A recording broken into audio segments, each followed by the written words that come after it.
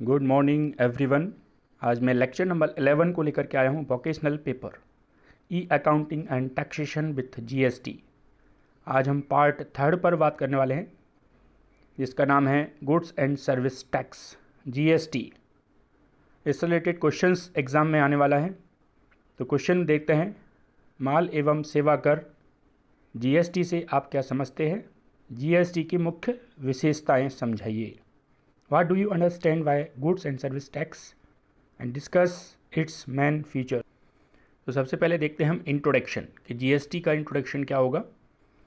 तो जब से जीएसटी लागू हुआ है तो पूरा भारत देश एक बाज़ार की तरह काम करता है।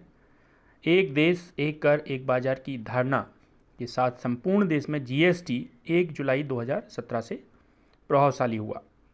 जीएसटी निश्चित तौर पर आज़ादी के बाद ये सबसे बड़ी कर क्रांति टैक्स की एक एवोल्यूशन हुआ है। देश में माल के उत्पादन, बिक्री, वितरण और सेवाओं की पूर्ति पर लगने वाले 17 प्रकार के अप्रत्यक्ष करों और 23 प्रकार के उपकरों के स्थान पर एक कर जीएसटी ही लागू हो गया।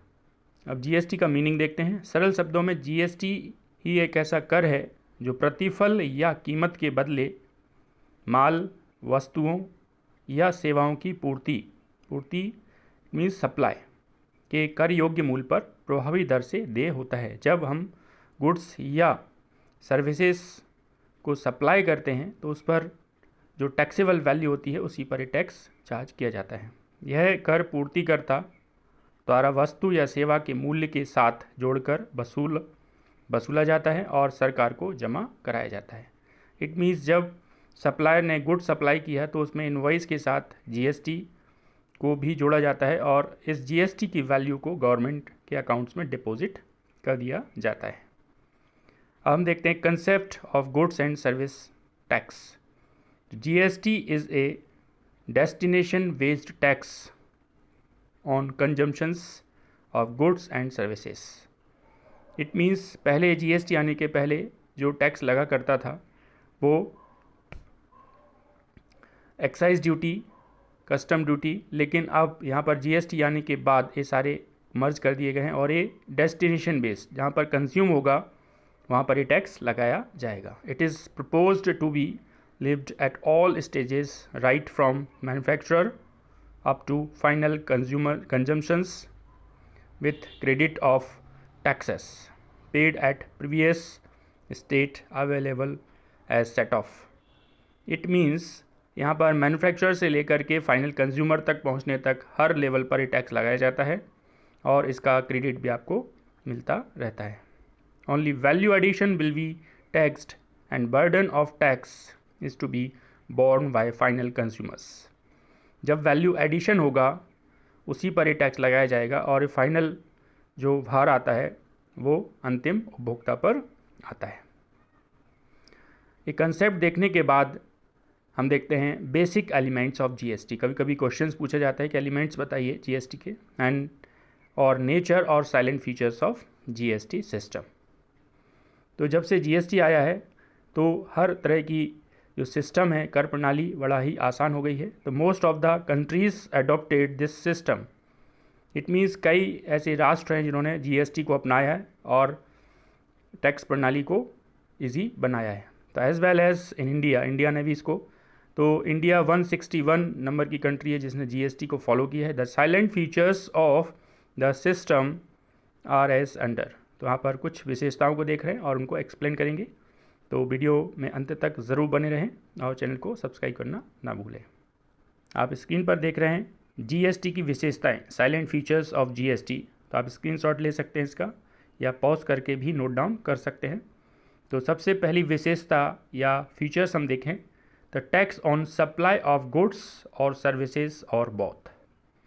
इसका मतलब है कि जो टैक्स या तो गुड्स की सप्लाई पर लगेगा या सर्विसेज पर या दोनों की सप्लाई पर जो टैक्स लगाया जाता है उसको जीएसटी कहा जाता है। माल या सेवा या दोनों की पूर्ति पर लगने वाला कर।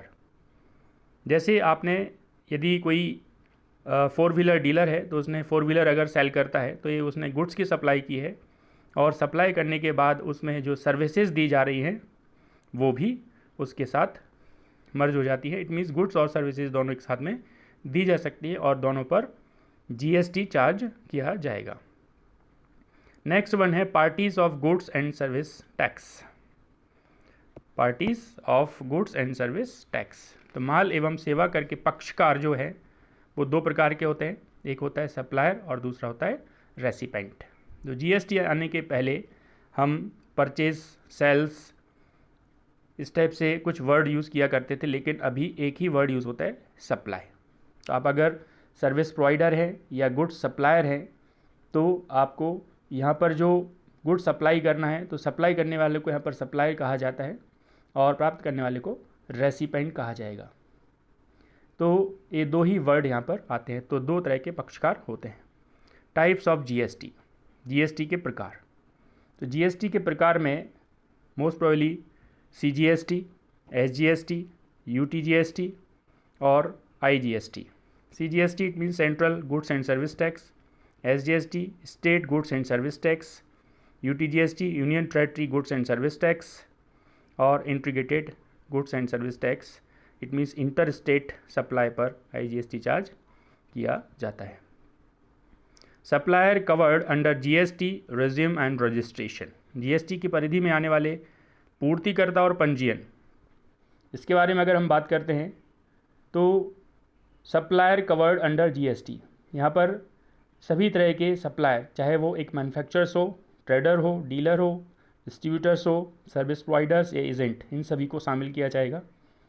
इसमें आपको कुछ बातें याद रखना है कि अगर आप with in state, intra state अगर सप्लाई करते हैं तो आपका एनुअल टर्नओवर अगर 40 लाख से ज़्यादा है तो आपको रजिस्ट्रेशन कराना अनिवार्य होगा, कंपलसरी होगा। और एक ही राज्य के भीतर अगर आप सर्विसेज को प्रोवाइड करते हैं तो आपका जो सर्विसेज की रिसिप्ट होगी वो 20 लाख से अगर ज़्यादा हैं तो आपको रजिस्ट्रेशन कराना होगा। इसी प्रकार से अगर इंटर स्टेट सप्लाई करते हैं एक राज्य से दूसरे राज्य में या इंपोर्ट एक्सपोर्ट में आप इन्वॉल्व हैं तो टर्नओवर की कोई लिमिट नहीं है, यहाँ पर आपको रजिस्ट्रेशन कराना अनिवार्य है। इसी प्रकार से अगर आप ई कॉमर्स और ऑनलाइन में गुड्स डिलीवर करते हैं, सप्लाई करते हैं तो आपको रजिस्ट्रेशन कराना होगा। और अगर नॉन रेजिडेंट अस्थायी रूप से अगर आप सप्लायर हैं किसी राज्य के अंदर तो भी आपको यहाँ पर रजिस्ट्रेशन कराना होगा। और उद्गम स्थान पर कर की कटौती, अगर आप टीडीएस काटते हैं तो आपको एक लायबल होते हैं कि गवर्नमेंट को आपको ये जमा करना होगा। इस प्रकार से अब देखते हैं हम नेचर ऑफ जीएसटी।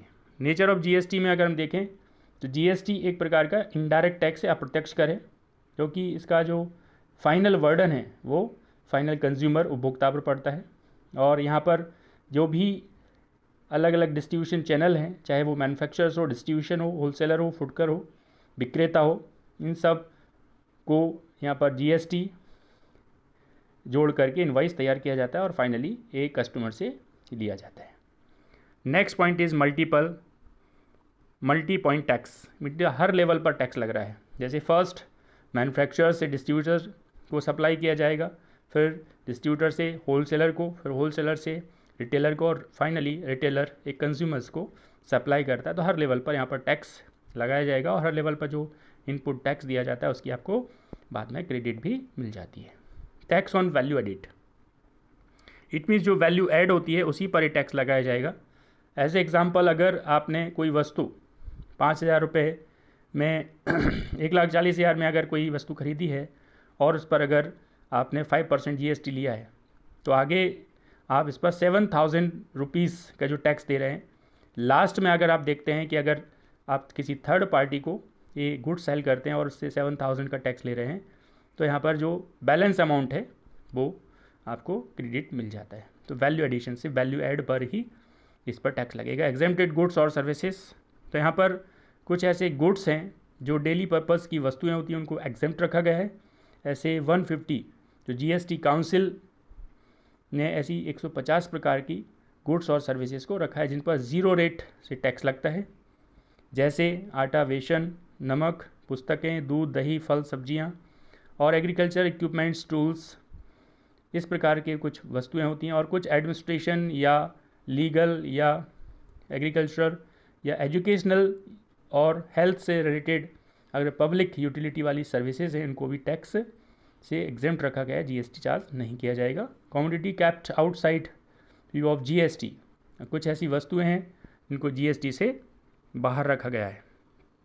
तो यहाँ पर देखेंगे हम ये जो commodity kept outside preview of GST, तो ऐसी वस्तुएं पेट्रोलियम पदार्थ, crude oils, petrol, diesel, natural gas और टर्बाइन फ्यूल, ये टेम्परेली अभी जीएसटी इन पर चार्ज नहीं किया जाता है।